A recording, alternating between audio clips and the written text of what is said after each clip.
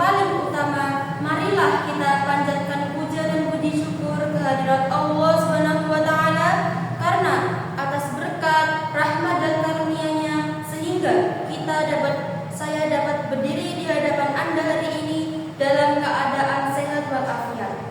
Sholawat serta salam semoga tercurah limpah kepada junjungan kita, Nabi besar, Nabi agung, Nabi akhir zaman, yakni Nabi Muhammad SAW.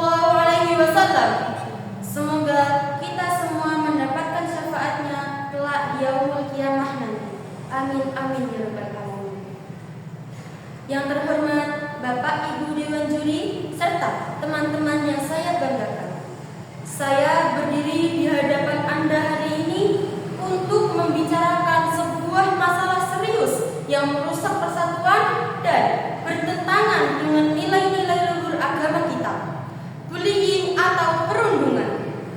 Pohon cemara tumbuh di pantai, daunnya hijau sangat memikat. Mari bersama bergandeng tangan damai, jadikan sekolah tempat terhormat. Bullying adalah tindakan agresif yang dilakukan secara berulang-ulang bertujuan menyakiti dan merendahkan orang lain, baik secara fisik maupun mental. Sebagai umat yang beriman, kita harus tahu bahwa Islam sangat melarang keras tindakan menyakiti dan merendahkan orang lain. Allah Subhanahu wa taala dengan jelas berfirman dalam surah Al-Hujurat ayat 11 yang berisi tentang larangan perundungan terhadap orang lain, yang artinya, wahai orang-orang yang beriman, janganlah suatu kaum mengolok-olok kaum lain, karena boleh jadi mereka yang diolok-olok itu lebih baik daripada mereka yang mengolok-olok. Dan jangan pula perempuan-perempuan mengolok-olok perempuan lain, karena boleh jadi perempuan yang diolok-olok itu lebih baik daripada mereka yang mengolok-olok.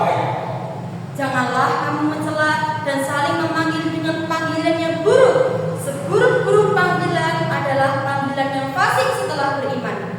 Barang siapa yang tidak bertobat, mereka itulah orang-orang yang zalim. Ayat ini melarang keras kita untuk mengolok-olok, mengejek, dan memanggil panggilan yang buruk terhadap orang lain yang merupakan inti dari perundungan fisik maupun verbal. Selain itu, Nabi Muhammad SAW juga mengingatkan kita betapa pentingnya persaudaraan dan perlindungan sesama muslim. Seperti yang diriwayatkan dalam hadis riwayat Muslim, al-muslimu akhul muslimi la yudlimuhu wa la muslimuhu, yang artinya seorang muslim adalah saudara bagi muslim lainnya.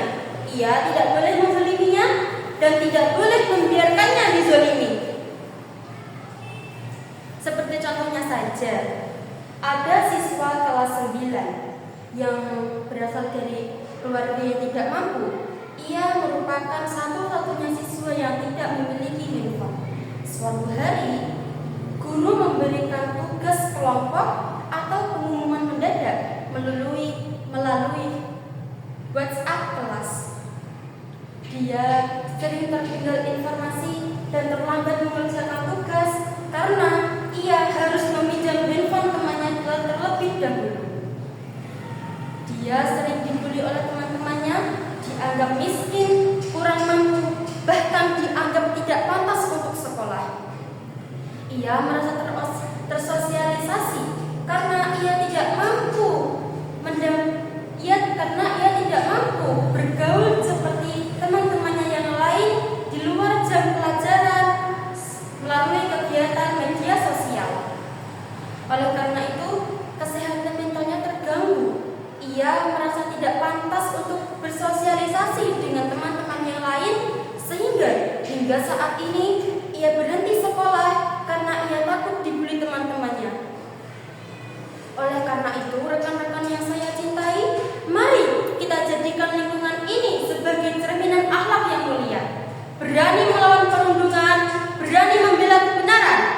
Jadilah kita bagian dari solusi, karena kemampuan terbaik pada diri kita adalah pada kemampuan untuk saling menyayangi, menghormati, dan menegakkan keadilan sesuai ajaran agama kita.